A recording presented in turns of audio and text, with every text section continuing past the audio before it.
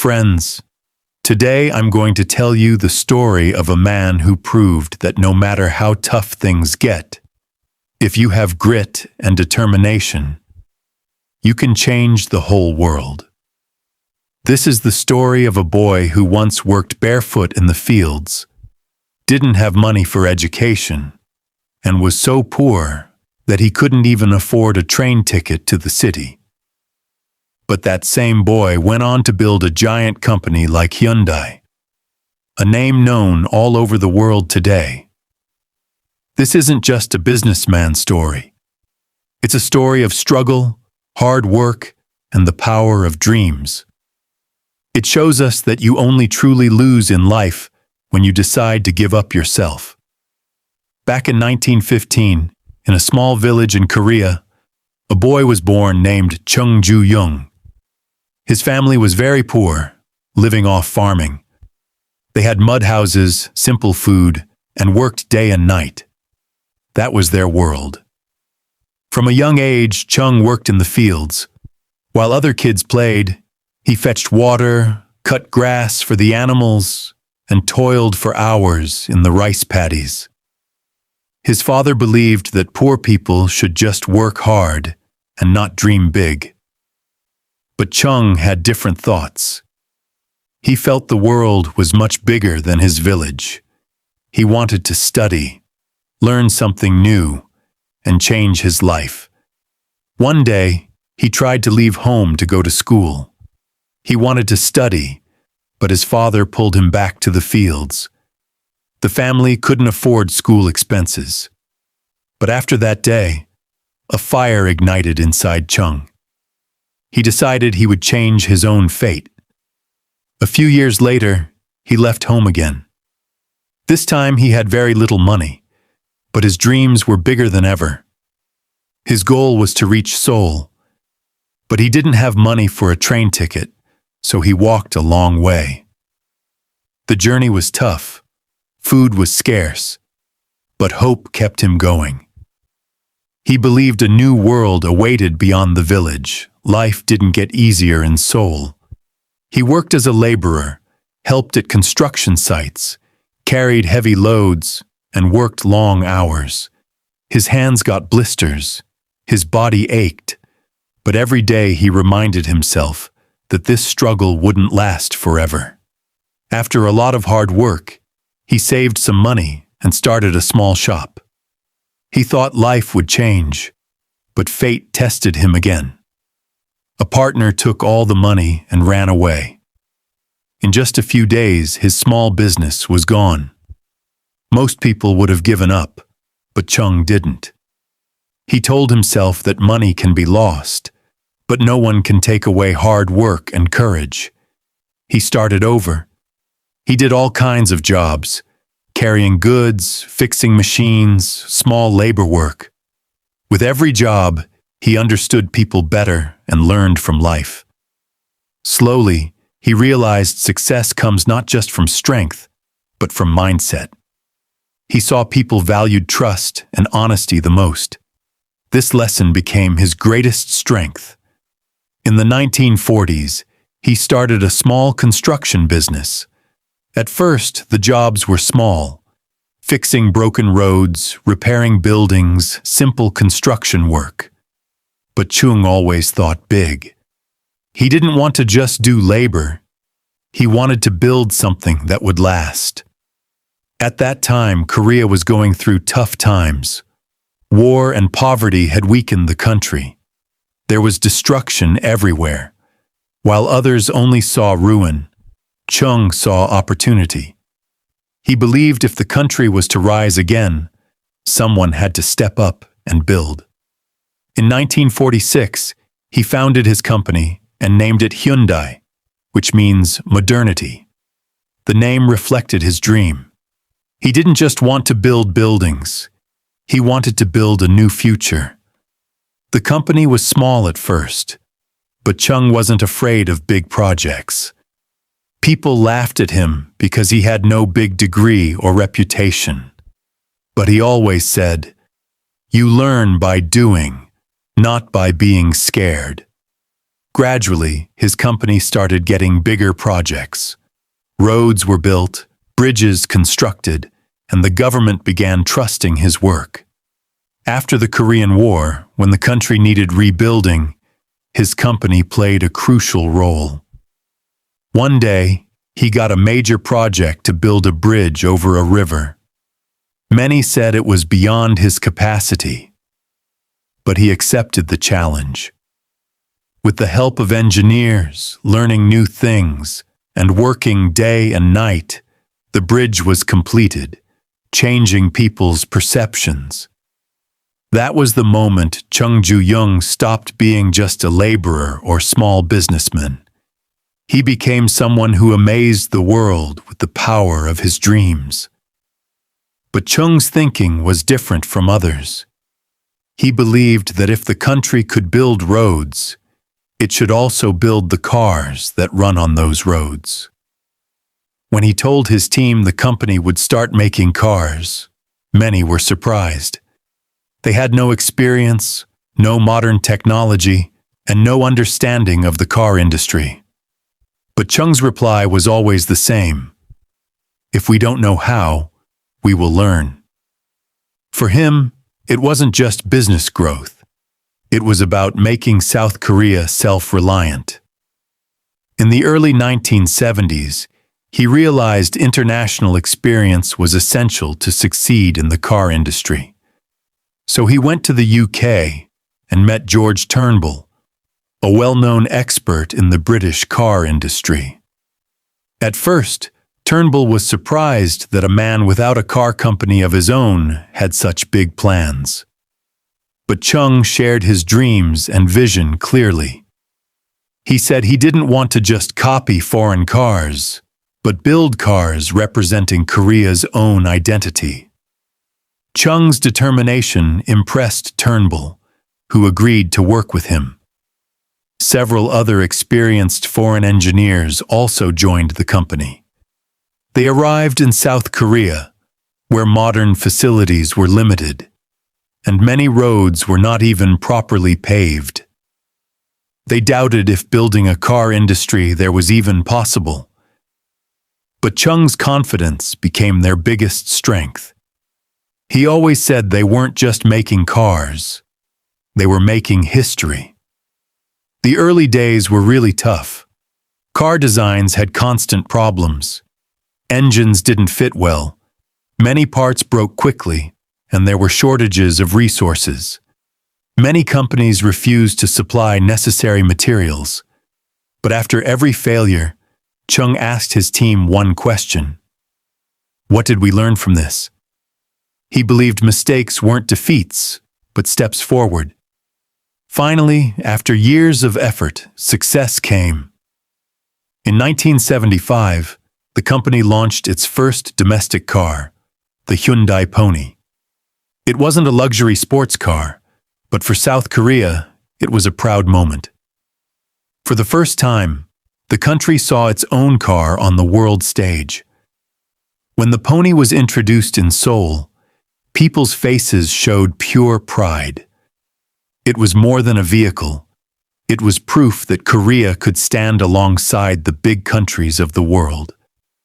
But the real challenge was just beginning.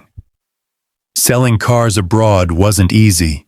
The global market was dominated by giants like Toyota, Ford, and Honda. Many didn't take Korean cars seriously, thinking they wouldn't last long. But Chung had heard such doubts before. When he built bridges, people laughed. When he made ships, they mocked him. Now it was cars' turn.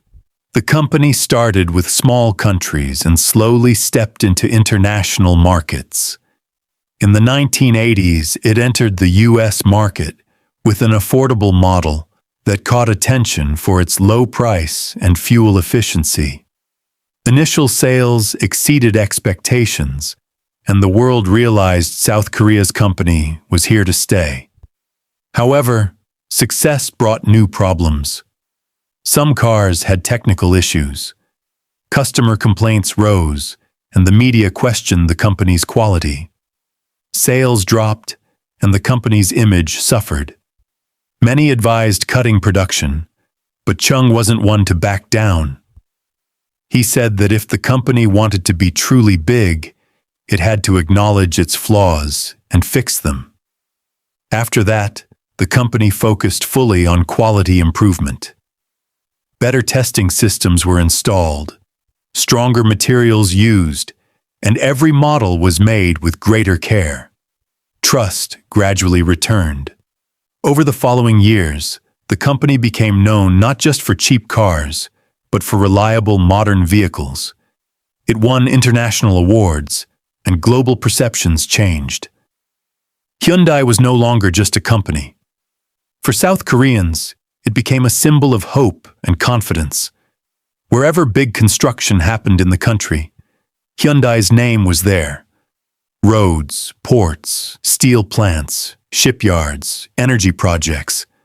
The company left its mark everywhere. As the company grew, millions found jobs. Thousands of families' lives changed. Chung always said business isn't just about making profits, but improving people's lives. That mindset set him apart from other industrialists. Even as he aged, his work ethic didn't change. He still visited factories and construction sites, talked to workers, and oversaw every detail.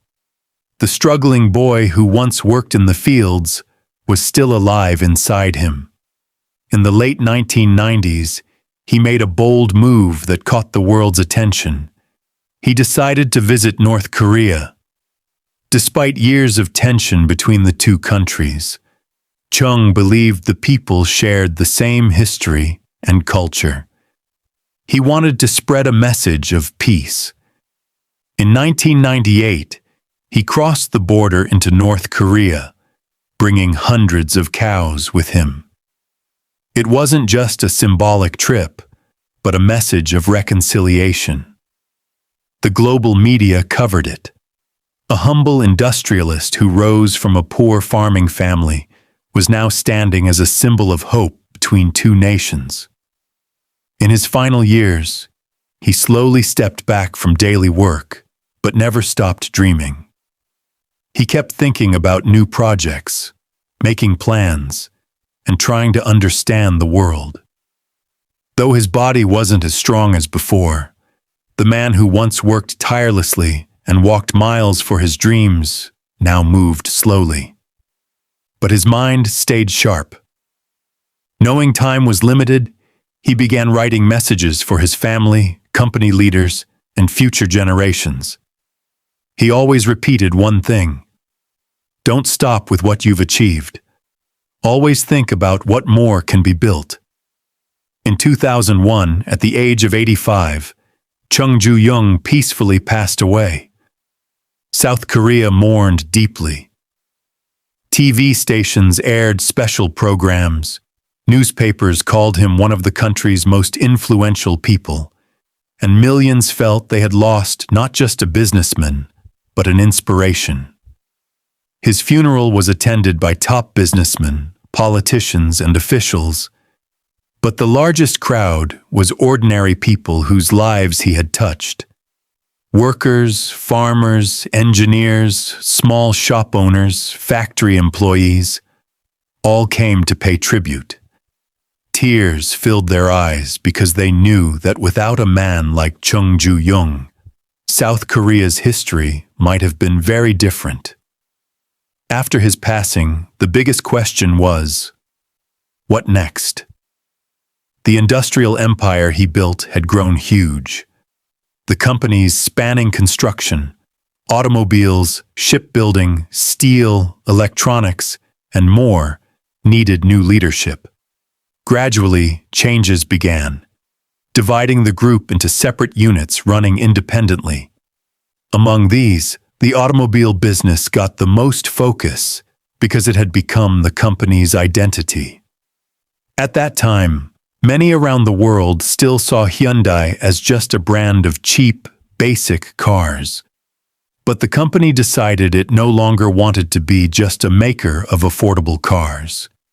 It aimed to become a symbol of world-class technology and quality. The company then invested heavily in design, research, and new technology. Experienced designers and engineers from Europe and America were brought in. New generation cars focused on safety, comfort, and advanced tech. Work on electric, hybrid, and hydrogen technologies sped up. Slowly, the world's perception changed. The same companies that once underestimated Hyundai now saw it as a serious competitor. The company won international awards, and its cars became known for quality and reliability. Over time, Hyundai grew into one of the world's largest automobile groups. Today, its cars run in over 200 countries. Alongside its partner Kia, it ranks among the top global car manufacturers. But Chung Ju-yung's legacy isn't just about building a successful company. His greatest strength was his mindset. He had no big degree, no formal engineering education, and no money in the beginning. Yet he built roads, ships, the car industry, and gave jobs to millions. Many business schools and universities study his life. Experts discuss how he led through tough times, took risks, and turned every failure into a lesson. People have learned many important things from his life. First, you don't need anyone's permission to dream. If you wait for the world's approval, you'll never start. Second, failure is not the end. Chung faced losses, betrayals, and criticism many times, but got back up every time. For him, every difficulty was a new lesson.